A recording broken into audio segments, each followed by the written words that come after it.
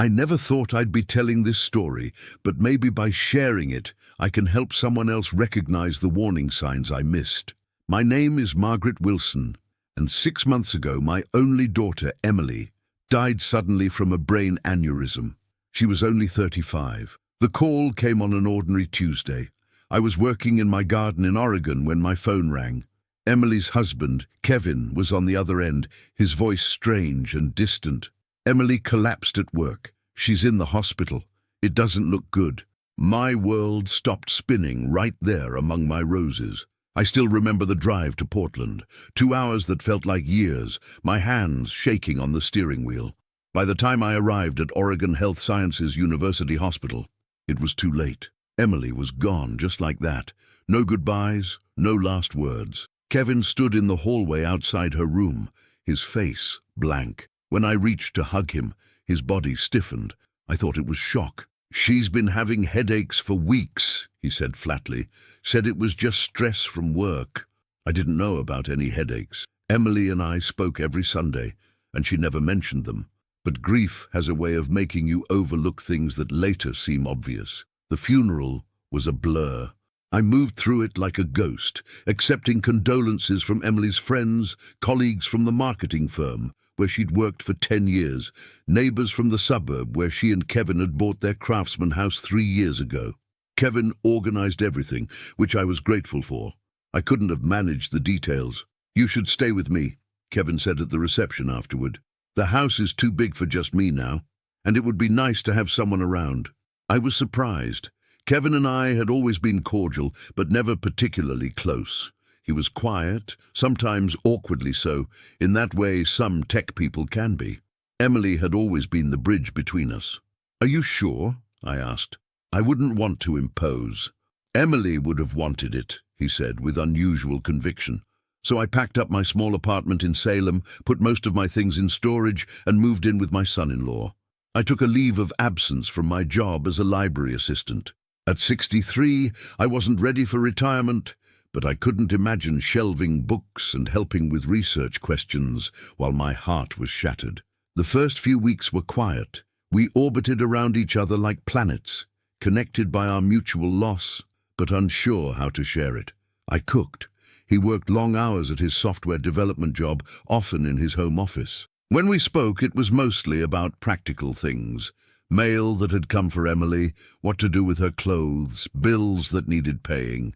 I stayed in Emily's old craft room, which Kevin had hastily converted into a bedroom for me, moving in a small bed and dresser. I kept expecting him to mention clearing out Emily's things from the main bedroom, but he never did, and I didn't push. Everyone grieves differently. One night, about a month after I'd moved in, I heard strange noises from the master bedroom. It sounded like furniture being moved. When I passed by the next morning, the door was closed, as always. "Everything okay?" I asked Kevin at breakfast. "I heard some commotion last night." He didn't look up from his phone, just rearranging some things. 3 days later, I came home from grocery shopping to find a delivery truck outside and 2 men carrying Emily's bedroom furniture, her beautiful walnut dresser, the matching nightstands, and the antique vanity I'd given her as a wedding present, out to the truck. "What's happening?" I asked, rushing up the driveway. Kevin appeared at the door. "Oh, I meant to tell you, I sold these pieces. Too painful to look at every day, you know." I felt sick, but that was Emily's grandmother's furniture. "It's been in our family for generations." He shrugged. "Emily wanted me to have it. It was in our bedroom. Kevin, I gave her that furniture when you got married. It was always understood it would stay in the family." His face hardened then, just slightly, but enough that something cold slithered down my spine. "Well, it's done now," he said, turning away. "They've already paid." That night I called my sister Donna in California. "I think I need to move out," I told her. "It's too strange living with Kevin. He doesn't seem right." "It's only been a month," she said. "Grief does strange things. Give it time." I wanted to believe her. Maybe I was overreacting. Maybe Kevin just had a different way of processing his loss. I decided to stay a little longer. But the next day, I noticed something else. Photos of Emily, The ones that had been displayed around the house were missing. Not all of them, but most. And the ones that remained were mostly photos of Kevin and Emily together, not any with me or other family members. "Where are Emily's photos?" I asked that evening. "I put them away," Kevin said, not looking up from his computer. "Like I said, too painful right now."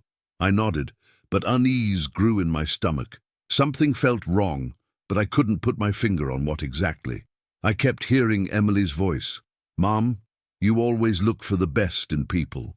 Was I missing something important? That night I couldn't sleep. I kept thinking about the furniture, the photos, the closed door to the master bedroom. I decided to do something I'd never normally do. I waited until I heard Kevin's deep breathing from the couch, where he'd fallen asleep watching TV. Then I quietly made my way to the master bedroom and turned the handle. The room was completely empty. No bed, no furniture at all. Just bare walls and carpet. And leaning against one wall, a stack of large framed photos I'd never seen before, all of a young woman I didn't recognize, smiling alongside Kevin. I backed out of the room quietly, my heart pounding against my ribs. Who was that woman? I made my way downstairs, careful to avoid the creaking third step, and returned to my small bedroom, locking the door behind me. I didn't sleep that night. The next morning, Kevin left early for work without saying goodbye. As soon as his car pulled away, I went back to the master bedroom. In daylight, the emptiness felt even more startling. The photos were gone. He must have moved them. I scanned the room carefully, looking for anything that might explain what was happening. In the closet, Emily's clothes were gone too, not packed away in boxes as you might expect, but completely gone, with men's clothes taking up both sides. I sat on the floor, trying to make sense of it. Was Kevin seeing someone new already? The thought made me sick, but people cope with grief in different ways. Still, something deeper, more disturbing, nagged at me. I decided to look through Emily's home office. Kevin had said he wasn't ready to clear it out yet, so her desk and computer remained untouched. I felt guilty invading my daughter's privacy, but my instincts were screaming that something was wrong. The computer was password protected. I tried several combinations, Emily's birthday, their anniversary, their address, before remembering Emily had once mentioned using our old family dog's name and her graduation year. Bandit 2005 unlocked the screen. Emily had always been organized, with neatly labeled folders for everything. I clicked through her documents, emails, photos, not sure what I was looking for until I found it. A folder labeled Insurance. Inside were policies I knew about, home, auto, the usual. But there was also a life insurance policy I'd never heard of, opened just 7 months ago, with a payout of $1.5 million. The beneficiary was Kevin. That wasn't unusual in itself. Spouses typically name each other as beneficiaries. What struck me was the timing and the amount. Why would Emily, at 35 and in perfect health, suddenly take out such a large policy? I dug deeper and found emails between Emily and Kevin from around the same time. Their tone was tense, unlike the loving relationship I thought they had. "We need to talk about this," Emily had written. "I'm not comfortable with the changes you've made. This isn't what we agreed to." Kevin's reply, "You're overthinking it. This protects both of us. Just trust me." Another email from Emily, dated just 2 weeks before she died. "I've spoken with Jenna. She agrees something isn't right. I'm going to transfer some funds back to my personal account until we sort this out." Jenna, Emily's best friend since college. They'd been bridesmaids at each other's weddings. If anyone would know what was happening in Emily's life, it would be Jenna. I copied the important emails to a USB drive I found in Emily's desk drawer, then carefully returned everything to how I'd found it. I needed to talk to Jenna, but I couldn't do it from the house. Kevin could return unexpectedly, or maybe he had some way of monitoring the home phone or internet. I drove to a coffee shop downtown, one Emily and I used to meet at sometimes. The familiar surroundings made her absence sharper somehow. I ordered her usual vanilla latte, extra shot, alongside my regular black coffee, a habit I couldn't break yet. Jenna answered on the second ring. "Margaret," she sounded surprised. "How are you holding up?" "Not well," I admitted. "Jenna, I need to talk to you about Emily. About the weeks before she died. A pause. I've been wanting to call you, actually. But Kevin said you were too fragile right now, that you weren't ready to discuss certain things. My skin prickled. What things, Jenna? Emily was planning to leave him, Margaret. She found out Kevin had been transferring money from their joint accounts to somewhere she couldn't trace, large amounts.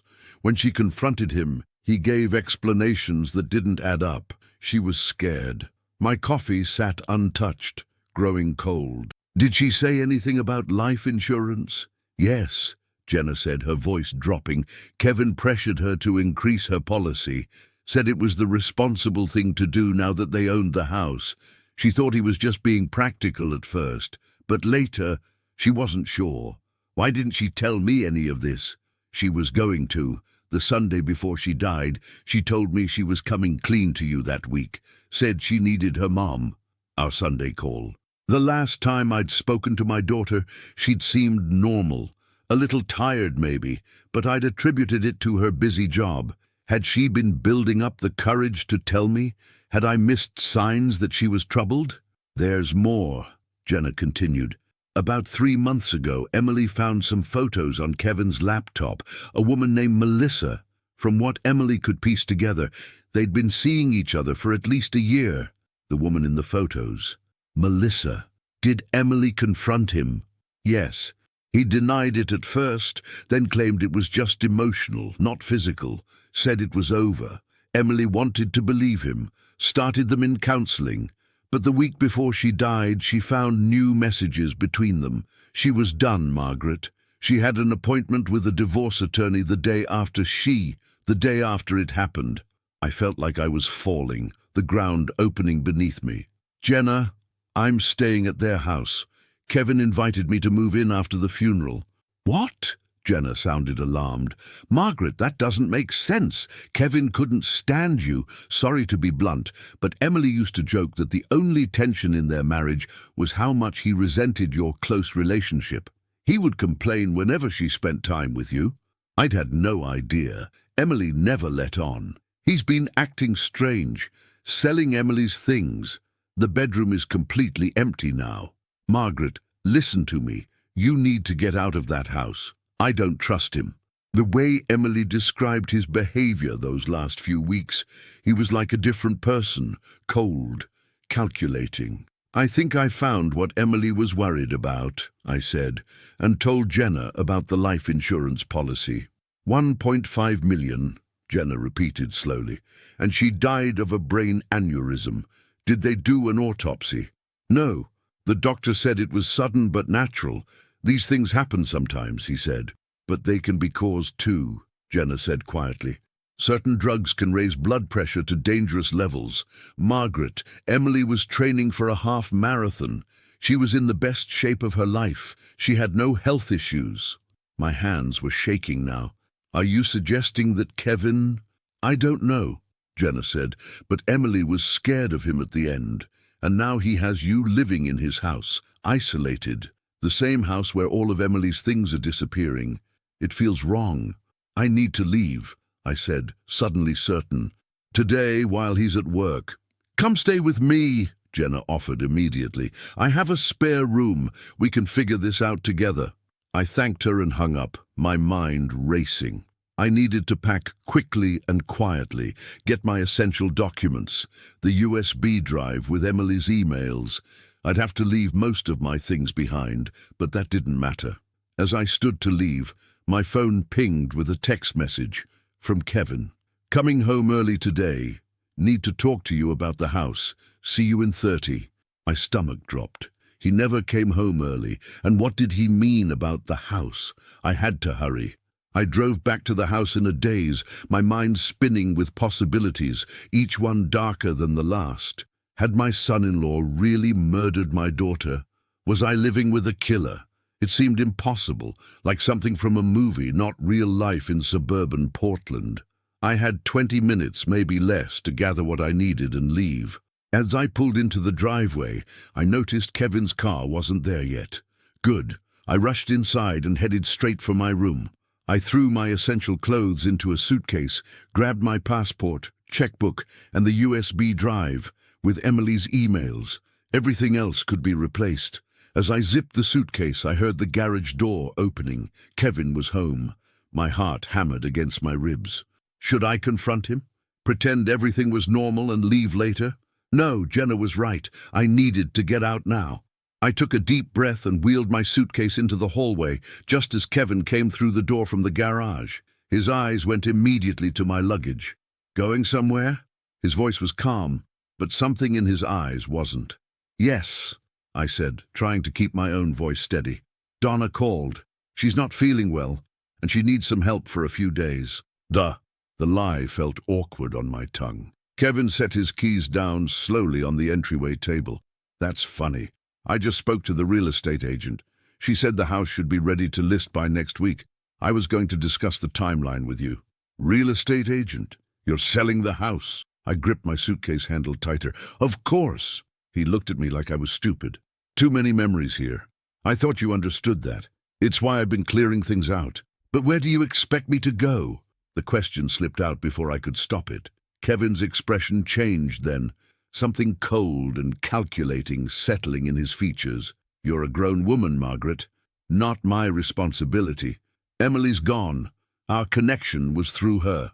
I've let you stay here out of courtesy, but it's time we both moved on. The casual cruelty took my breath away. 6 weeks after my daughter's death, and he was erasing all traces of her and pushing me out.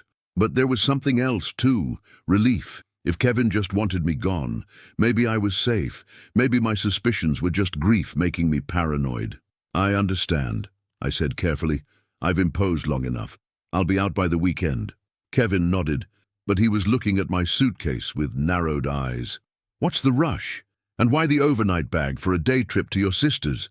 I realized my mistake too late. I might stay longer if she needs me.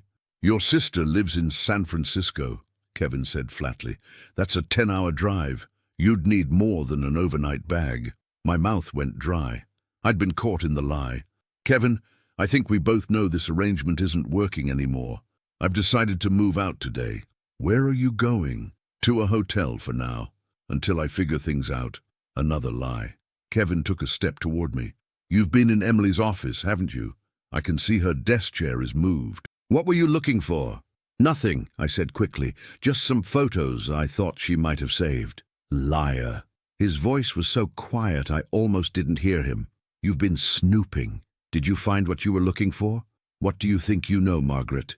Fear crawled up my spine. I needed to get out, now. I don't know anything, Kevin. I'm just trying to process my grief, same as you. I tried to step around him toward the front door, but he moved to block my path. You're just like her, you know that? Never knowing when to leave things alone. His voice had changed, become almost conversational, which somehow made it more frightening. Emily couldn't just accept what she had. Always questioning, always pushing. Kevin, please, let me pass. She found the messages to Melissa. Did you know that? Of course you did. I bet she told you everything. His face twisted. But she didn't understand. Melissa gets me in ways Emily never did. We had plans. And then Emily threatened to ruin everything with her divorce talk. My blood ran cold. He was confessing. Right here in his entryway, he was practically admitting to killing my daughter. I didn't want to hurt her, Kevin continued, almost to himself. The medication was just supposed to make her compliant, keep her disoriented until I figured out next steps. But she had that aneurysm no one knew about. He trailed off, then refocused on me. And now you're digging too. I needed to get to my phone, call for help, but it was in my purse, hanging from my shoulder on the side closest to Kevin. I haven't told anyone anything, I lied. I just want to go. I don't believe you. Kevin glanced at my purse. Let me see your phone. No. I clutched my purse tighter. His hand shot out, grabbing my wrist painfully. Give me the phone, Margaret. Let go! I yanked my arm back, but his grip was like iron. Kevin Wilson, get your hands off her right now. The voice came from behind Kevin. He froze, then slowly turned around. Detective Laura May stood in the doorway to the kitchen, her badge visible on her belt, her hand near her weapon. Behind her was Jenna, and behind them both, 2 uniformed officers. Kevin released my wrist immediately. What's going on? Who are you? Portland PD, Detective May said calmly. We have some questions about your wife's death." Kevin's face went blank, then rearranged into confused innocence. "My wife died of natural causes. It was a brain aneurysm. What is this about?" "That's what we're here to discuss." The detective turned to me. "Mrs. Wilson, are you all right?" I nodded, backing away from Kevin. "How did you—" "Jenna called me," Detective May explained. "When you told her about your conversation with Kevin, she was concerned for your safety. She reached out to us about reopening the investigation into Emily's death. Given what we heard just now, that was the right call." Kevin's eyes darted between us, then to the back door, calculating. "Don't," Detective May warned, reading his intentions. "Mr. Wilson, we're going to need you to come down to the station. Officers, please." The two uniformed officers moved forward, handcuffs ready. "This is ridiculous," Kevin protested as they secured his wrists. "You can't arrest me for a conversation in my own home." "We're not arresting you, sir. Just bringing you in for questioning," one officer explained. "You have the right to remain silent." As they led Kevin out, Detective May turned to me. "Mrs. Wilson, we'll need your statement and any evidence you might have found." I touched my purse where the USB drive sat. "I have emails, and there's more on Emily's computer. She found out about his affair. He made her take out a huge life insurance policy. Jenna says Emily was planning to divorce him." Detective May nodded. "That gives us plenty to work with. We'll get a warrant for the computer and financial records." She placed a gentle hand on my arm. "This isn't over, but you're safe now." Jenna came forward and wrapped her arms around me. "I was so worried when you didn't answer my calls after we spoke. I had a bad feeling, so I contacted Detective May. She's an old college friend." "You saved my life," I whispered, the full reality of what had just happened finally hitting me. "Emily saved you," Jenna corrected softly. "She left breadcrumbs for us to follow." 6 months later, I sat in a courtroom watching as Kevin was sentenced to life in prison for the murder of my daughter. The evidence, once investigators knew where to look, had been overwhelming. The autopsy they finally performed revealed traces of a medication that had caused Emily's blood pressure to spike to lethal levels. Kevin's financial records showed money transfers to an offshore account, preparations for a new life with Melissa, who, it turned out, had no idea Emily existed, believing Kevin was divorced. Most damning were the searches found on Kevin's laptop. Untraceable poisons. How to induce a stroke. Can an aneurysm be triggered? I still live in Oregon, but not in Portland. Too many memories there. Jenna helped me find a small house near the coast, close enough that she can visit regularly. We've become family, bonded through loss and the fight for justice. Emily's grandmother's furniture was eventually recovered from the couple who bought it. They returned it when they heard what happened, refusing to take back their money. Those pieces now fill my new home, reminders of Emily and the generations of strong women she came from. Sometimes I sit at her vanity and think about the signs I missed, how Kevin isolated her from me so gradually that neither of us noticed until it was too late. How appearances, the perfect house, the seemingly happy marriage can hide darkness. I share Emily's story now with victim support groups and domestic violence organizations. Warning signs aren't always dramatic. Sometimes they're as subtle as a husband who tenses at the mention of his mother-in-law, or a daughter who seems just a little more tired than usual on your Sunday calls. Last week, a young woman approached me after one of these talks. "Your story saved my life," she told me. "I recognized my boyfriend in your son-in-law. I left before he could hurt me."